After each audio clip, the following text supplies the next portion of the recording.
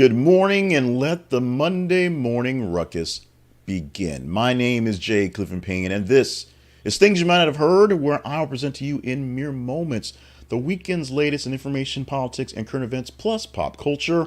As your go-to supplemental source for both mainstream and unconventional news stories, we are glad to be here to give you things you may have missed, plus a little added context while attempting to keep the information going and keep the conversation up with people from around the world, literally for a great debate and great conversations all over. Now, as the teaser graphic has shown, you're going to see a little bit of, or actually hear a little bit of Chuck Todd. You'll see me in the video if you're watching the video. But you also have 9 other stories from the weekend to get to that were vetted by you and curated by me. We'll go deeper into how that works out after the headlines when we do all the salesy stuff and promotion stuff. So you'll get to see how you be part of the show.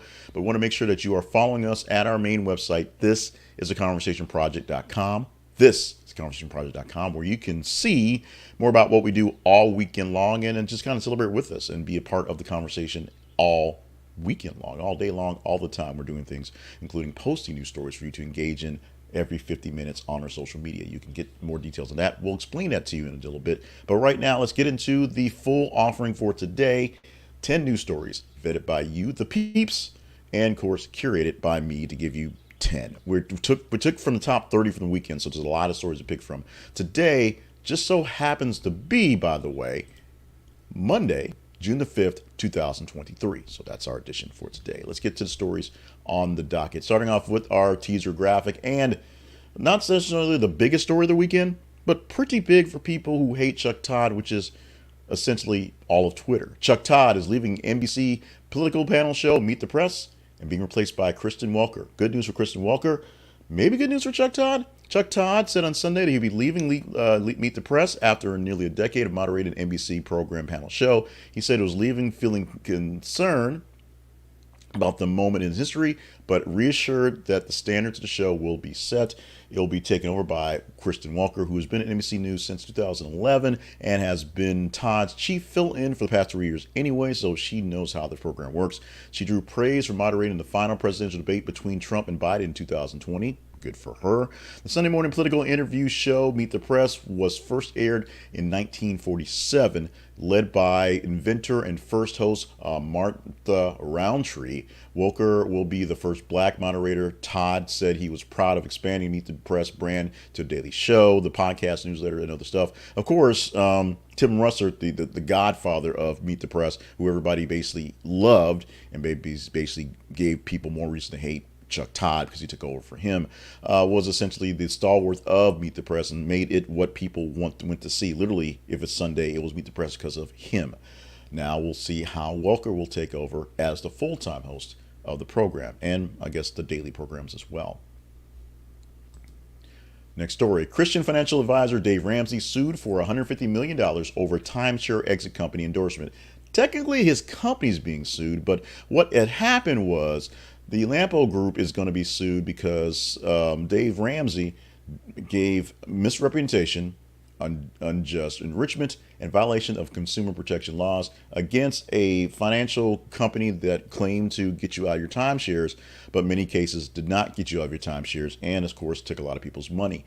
The big thing was Dave Ramsey was essentially paid and coached to do this as financial advice, saying, hey, you got issues with a timeshare, you got money issues, get out of your timeshare, use these people just sort of as just advice, as these are some folks to use, not the fact that he was being paid to endorse them as the primary source, or just the fact that using that sort of route was based on being paid by the company.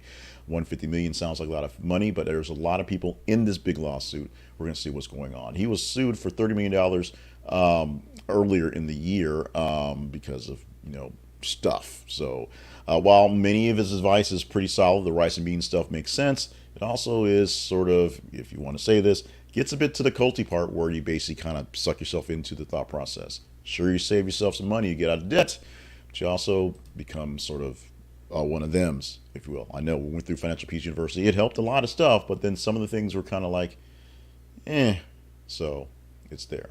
Speaking of money, money stored in Venmo and other payment apps could be vulnerable to financial issues, Watchdog warns. Not properly read, but you get the point there. The Consumer Financial Protection Bureau warned Thursday, So this is a long story from the weekend. That money stored in Venmo, PayPal, and Cash App is not insured by the Federal Deposit Insurance Corporation and might not be safe during a crisis. You should have known that already. FDIC is not over these apps, these companies, because they are not banks. So you're not secured for a loss. If Venmo, PayPal, or Cash App crash, there's no security that you'll get any of your money back. Now, for people who are living, non-banked, this is a great way to get around those things because it's all electronic. You can do things magically, seemingly magically. The problem is the peer-to-peer payment systems are, like I said, not banks. They don't offer the same amenities and same services like interest rates and things like that. Sure, you can buy crypto, but you see how that's got us so far. What you do get from these things are convenience and speed. What you don't get, as we've said, is security. You know what's security about money? Spider-Man movies. And Spider-Man Across the Spider-Verse crawls into the number one spot in the box office, making this one open at $69.1 million, making over about $110 million total for the weekend, full weekend. This was posted on Saturday into Sunday. Of course, the highest earning animated film after Incredibles 2 and Finding Dory. This is the second highest grossing movie for the season so far. Little Mermaid went to second place this weekend, although the system is kind of swift how it went out. You would expect that. Still making money on more CGI and more animation, fake animation, if you will. But we'll see how this thing plays out. A very surprise, I'm not going to get into it, surprise twist, because we already knew this was a two-part movie here. Surprise twist for the ending to bring you in for the finale of the Spider-Verse. And it actually plays it into the multiverse sort of play for the Marvel MCU, the actual people walking around. So we'll see how that plays out. And of course, how the sequel to the Spider-Verse, the third Spider-Verse movie, will go. Miles Morales is making money, making bank, and making things happen. Let's talk about someone else who's making money, making bank, or who's asking to, at least. Jemele Hill breaks silence on getting canceled after asking Joe Rogan money, that's a quote, from Spotify. So, what happened? Jemele Hill is Unbothered is a podcast that's on the Spotify network, and Hill called on Spotify to pay her $1 million, or at least pay it to a black person, like they paid Joe Rogan. Except, it's not exactly what happened. She said she had not asked Spotify $4 million, but issued a public challenge to pay a black person on the Spotify network for its podcast $100 million. She didn't ask for money directly, but she said maybe somebody should get that. She has not confirmed whether she'll be renewing her contract with Spotify. That's not there. At the moment, her podcast is not canceled. More episodes are coming. She immediately said, yes, we're not canceled. I have something in the can now. I'm working on something else. Here are our next upcoming guests for our podcast. If you're a fan of Jemele Hill, who became an outspoken commentator after some issues with the ESPN, you know that she has no problem saying what she wants to say and meaning those words she says. We believe she means what is going here. We'll find out whether she sticks around with Joe Rogan. Actually, we'll find out whether Joe Rogan sticks around with Joe Rogan on the Spotify stuff, because we're hearing issues of some changes that may be coming. A lot of it is because of money. Here's an interesting take, and this is more of a this is a commentary, so it's kind of going like this one, posted in Substack, that goes into detail on the decline of youth sports, how it's making teens lonelier. It makes the loneliness problem worse for teens. There is a very, very, very obvious lack of youth sports out there from the younger ages to the teenage sports. A lot of it is because once you get to a certain point, you realize you're good enough to play for a upper level, and things become travel team commoditized on that level, and you're just sort of playing to make your way into a next level that's supposed to be financial. A lot of it is the parents don't have the time to really organize and do things going on. We just don't live the way we did.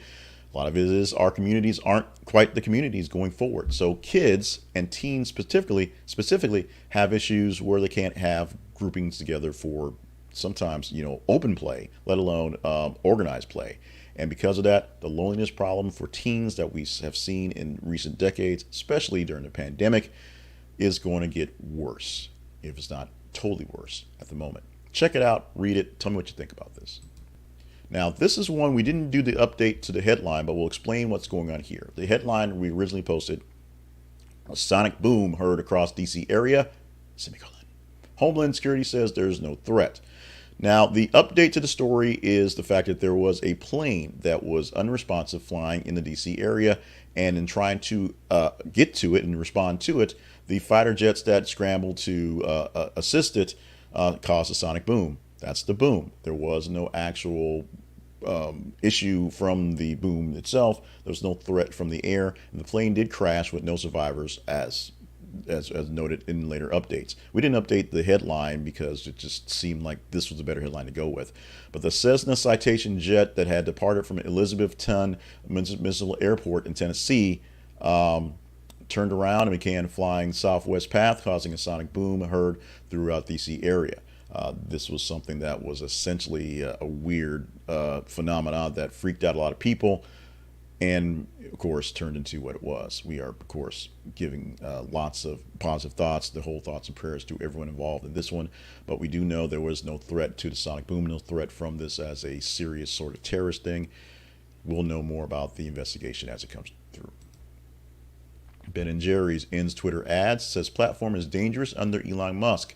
The man who's down for free speech is losing advertisers because he's not actually down for free speech. He's really himself down for being a troll and sort of throwing out red meat to various folks. And Ben & Jerry's has basically had enough of it. They've announced this week no longer pay the advertising on Twitter, calling it a rise in hate speech under Elon Musk, just saying he bought the place and now it's basically turned into the back alley, and they're done with it. Not that we're all looking for Ben & Jerry's ads on Twitter, but a lot of other advertisers, a lot of people are leaving the platform and just in general, just as a public, just for out there, just putting out information, and for spending the extra money to make sure that people see it, because no one actually sees you on Twitter unless you spend actual money. That is apparently what's going down for Ben & Jerry's.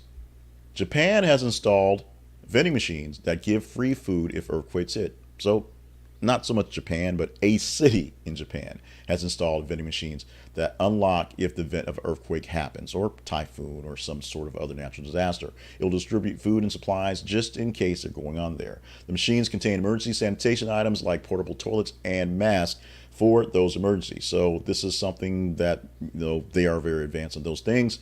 You can get basically anything out of a vending machine in Japan, and here's a case where they are taking care of everything, literally everything, in the case of emergency, where you can get anything out of a vending machine in Japan. One city at the moment, but they are growing by steps to get to it all across the nation. And the Barbie movie set used so much pink paint it caused a world shortage. Many stories popping on this one, but yes, apparently Sarah Greenwood and Katie Spencer designed the Barbie dream house and the entire studio for the Warner Brothers version of the Barbie live action movie. They wanted so much pink so it had the kidness and this warmth and the things that people love about Barbie, just being a little girl and being girlish. So much pink was used that literally there was a shortage across the world for pink paint everywhere. If you wanted pink paint for your own kid stuff, you couldn't get it for a while because the Barbie movie basically used it all up. That's a tidbit you could use for your bar talk or your bus talk or your water chat if you do that as well. That so much pink paint was used that literally caused a shortage for a while in the actual markets. You can affect things like that. Barbie costing people money these days. Let's go to our teaser story for the morning. This story is something that we could talk about for tomorrow if you deem it worthy of conversation. This is where we talk about the vetting process. You, as a listener or viewer, if this is watching a video or checking out the audio podcast, can tell us what stories we're going to talk about in the next episode. For today, Monday, we took the whole weekend. We took Friday through till 4 a.m. this morning and took it, and we weighed everything by your engagement and gave you 10 stories picked from the top 30 stories. Tomorrow, we'll give you 8 stories from top 15. Same for the rest of the week till Friday. This story may be one if you deem it conversational. Engage with it at our Twitter feeds and our Facebook feeds. Facebook.com/This Is a Conversation Project and Twitter.com/th_conversation. As you engage, that's like, love, hate, share. The more it gets, the higher chance it gets up there to be talked about because the engagement score goes up, and we could chat about this one. Right now, California probing whether Florida sent migrant flight to Sacramento. So a flight of migrants were flown to Sacramento and dropped off at a shelter on a private plane. a private plane, not a commercial plane. They didn't buy them bus tickets. They didn't buy them coach tickets. A private charter plane was landed in Sacramento, and somehow they brought these people to this charity. And now California's trying to figure out where they came from, because they think they came from Florida, because Ron DeSantis has pulled this prank before. Is this something we're talking about tomorrow? You literally tell me. Now, let's go to talking about sponsors, talk about money, talk about how to keep our things alive here, because you're sponsoring us, and keep your money alive as a way by investing and stretching out your portfolio. Go to Robinhood, the app that lets you buy stocks on your phone instantly, and maybe it's time to get back into the market, or maybe it's time to get in the market for the first time if you heard all the craziness going on. Now, we're not going to suggest the crypto stuff. We're not going to suggest the really advanced stuff, because this is really an app for people with, with so much power comes a whole lot of responsibility. But Robinhood is a great way to understand how your money works and how the markets work. Go to the app, look at the stats they have there, do your own actual research. Yes, do your real research, and see how the market moves up and down, back and forth, left and right over time. And then invest your own money in increments or in big chunks. You don't have to buy full shares of stock. You can buy incremental stock. So if you want to put down $5 a month on some certain stock, you can do that, even if the stock is worth $100 or so. And guess what? You get in on it. If you have a share of the stock, whether it's a fractional or full share, you have a voting right. Maybe not as much, but you have it there. They also have various other tools they've added to stay profitable, because the crypto thing kind of crashed and made an issue. Go to thisistheconversationproject.com/Robinhood. This is theconversationproject.com/Robinhood, and get your app today. You can still get free stocks for signing up, and you can find out exactly how your market will work. You can expand your own portfolio with your own activities. Do it by yourself by stopping by Robinhood.com. Now we want you to stop by and talk about us. The Conversation Project is living at thisistheconversationproject.com, the home for things you might have heard, also the weekly wrap-up, the story of the week, and more things behind the scenes as we do what we can to be a part of your world. Throwing in a little bit of Ariel into that one. We want you to stop by and enjoy all the great offerings we have, and we need you to stop by every so often and just kind of check in on us. We check in on you with the feeds and things like that, but you can check in on us, where we are and what's going on at the website. We also need you to stop by a couple places to help keep things going. We just talked about the sponsors page, one sponsor in particular being Robinhood, but we also need to talk about our partnerships page. Our partnerships page offers up various ways, such as those unsecure places like Venmo and PayPal and Cash App, and Buy Me a Coffee, which is actually a subscription service that allows you to help fund us directly. You can directly help out the cause for the Conversation Project. If you deem what we're giving to you is pretty good content, then help us get more of it out to the peeps and the world. Go to our website and see more details about what we do, and find out what we can do as partners on the partnerships page. Check it out today. Now, we have done all the promotions. We've done the selling stuff. We've promoted ourselves for tomorrow. Let's step away from all the hubbub and have some real hubbub with some fun today, right now. What say you? What say you? What shall we? What say you? Let's just do it. How about that? Let's just hit the button and get the gosh darn thing done. Going to the fun stuff for today, starting off with birthdays for the day. Celebrity birthdays on June the 5th. Start off with Susie Orman. Speaking of money, the money lady you see on PBS mostly, trying to sell her stuff there, out there still making things work, still making money for herself and hoping to save you money. 72 years old on this day. Kenny G, the smooth, soulful sounds of the alto sax playing in the background. You can just hear it going there in the earworm of Songbird there that you won't get out of your head for hours. You're welcome. 67 years old on the day. Oh, by the way, you need a real earworm. Mark Wahlberg, 52 years old on the day. Does he still want to see sweat coming out of your pores? Is he hanging out with the Funky Bunch? Does Donnie D have his backup? You can ask him yourself, and ask about his mother as you will as well. 52 years old for Mark Wahlberg. Marky Mark from back in the Funky Bunch days. If you're under 35, you have no idea what I'm talking about, but trust me, it was hilarious.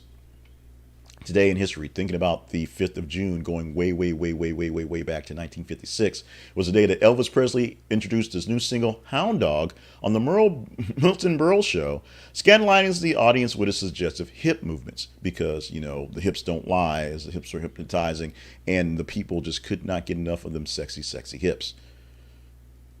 Yes, it was a different time back then. In 1981, the Centers for Disease Control and Prevention reported that 5 homosexuals in Los Angeles had come down with a rare kind of pneumonia. I did it. Pneumonia. They were the first recognized cases of what became known as the AIDS virus. This is from then it was seen as a very deadly disease that was something that was spread by homosexuals, causing a whole lot of stuff on that one. Now AIDS is essentially people know as a communicable disease that's just spread in blood transfer or body fluid transfer.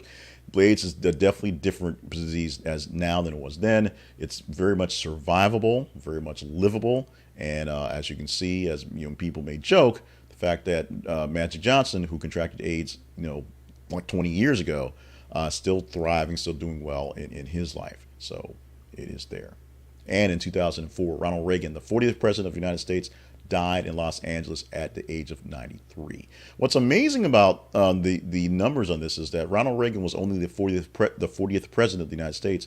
Of course, Donald Trump was 45. So between the 80s or 78, whatever, when the election was going through, and 2016, there's only been 5 people in that job because of the way it works out.